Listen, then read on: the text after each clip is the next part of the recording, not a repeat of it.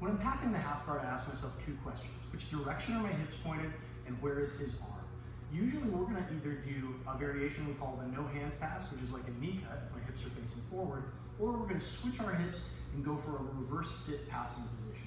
But there's another option here that if I can capture his arm and get a kimura on it, there's a floating pass that we can do from there, and that's what I'm gonna show you today. It's a variant on the reverse sit pass. So if Jesse is on his back, and usually, if I'm on the half guard, I just wanna, so if our hips are in line, right, I'm gonna just try to start knee cut.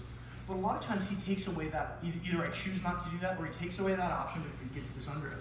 Now, if I try to knee cut, he's gonna end up on my back. It's gonna be a really bad day for me. So instead what I wanna do is I'm gonna switch my hips, and so instead of facing forward, they're gonna face the camera, and I'm gonna switch the sides my hands are on. So my armpit comes to his shoulder, and this hand, if I was trying to pass, I would try to underhook this leg, right? And that was our reverse sit pass. The thing is, I want this armpit like down below where his gi patch is. So now if he tries to lift his arm, it's really hard. My weight's going straight down on him. So the reason that I said before, I think about two things when I think about how to pass the half guard: where my hips are pointed and where his arm is. If I missed this arm and it was out, like if I missed it and it was out, I obviously can't attack the arm now. The kimura is absent. I can do other fun things like this, which is really terrible for him, but we'll go into that in another video. So I think about those two things when I think about how to pass. He's got two options back here with his legs. He can either put his feet on the mat and try to bridge and move me, in which case I'm just gonna take my leg out and pass. Or he can try and keep his legs locked and squeeze, which can be a pain in the butt for me, right? And we know some ways to get out of that, but one of the best ways that we can get out of this is to threaten this arm. So I'm gonna grab his wrist, come under and grab my own wrist. If I can't effectively grab my own wrist, I'm just gonna flare his elbow out like this. And now if Jesse tries to move, it's really hard, right? So you can recognize this as the kimura grip. The thing is, it's extremely difficult to try to finish this when he's got me trapped in half guard. I would have to switch my hips back and be a gymnast and step over his head, and I don't wanna do that. The reason I have us positioned this way is this is the best way to describe the way we're gonna float when we do what we call the floating pass. So, you see how my chest is bladed back toward that far wall, and on my shoulder is basically parallel to the camera? My weight's right now coming right down on Jesse, right Jesse? Yep. So when I take my weight off of Jesse by rolling straight toward the camera and floating.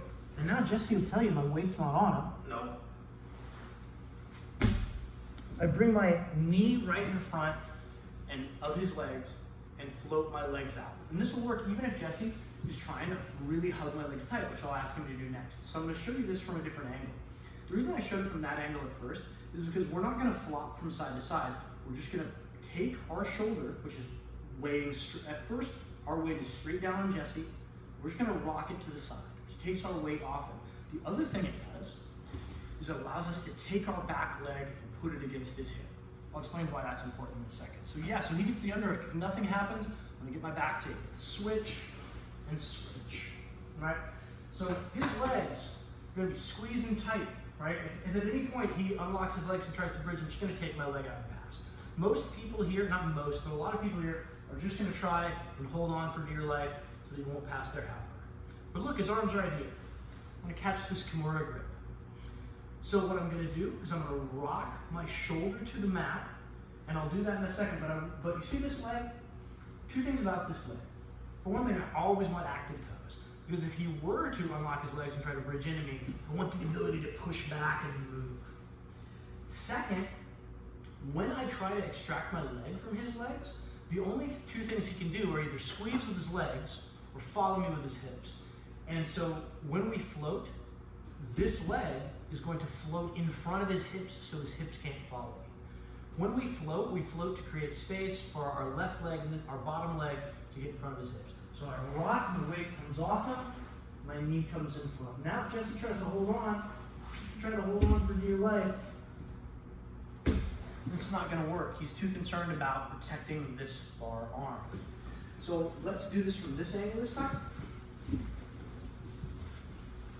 So remember, when you're passing half guard, think about two things. If my hips are facing this way, I can just start knee cut.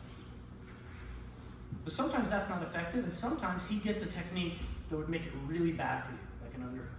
So when my hips switch, Now I'm thinking, where's his arm? If his arm's here, I want to catch the kimura arm. So you can see how balanced I am, how I got active toes on both feet.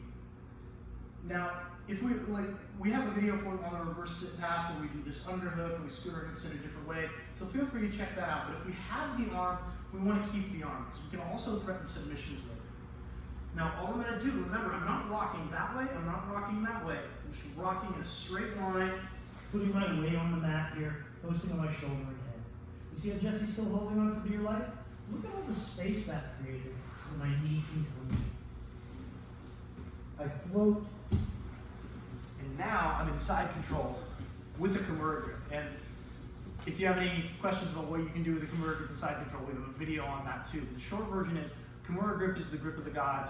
We can use it to advance our position, we can use it to pass guard, take the back, and of course, we can use it to submit our opponent, which we will show you in some of the videos.